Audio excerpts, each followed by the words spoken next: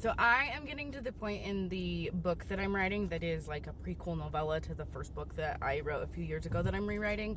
And I am getting, and in the last one, I didn't really write any spicy scenes because I struggled with them.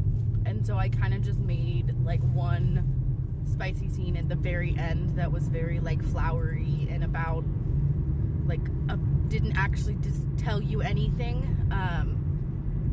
But as a self-proclaimed smut lover, I want my book to have smut in it, but I've been struggling to write the smut.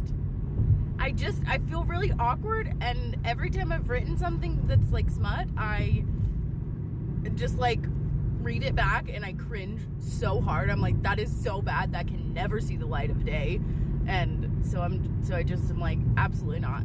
So, I'm going to start a mission to write some smut, and I'm gonna practice, even though it probably, the first, second, third scene might not be the one that ends up in the book because they might be super cringy. I am gonna work on it, and I am going to get better at writing smut. Sorry, this feels ridiculous. I'm gonna get better at writing smut, and I'm gonna write smut that is not make you go ugh, because that's how what I've written has made me go ugh. So to gain some inspiration, I am going to get home from work today, and instead of writing, I'm going to read copious amounts of smut. I found a few books that I'm like, this is really the vibe that I'm going for, especially with this first one where it's just like a quick novella, not super deep. I'm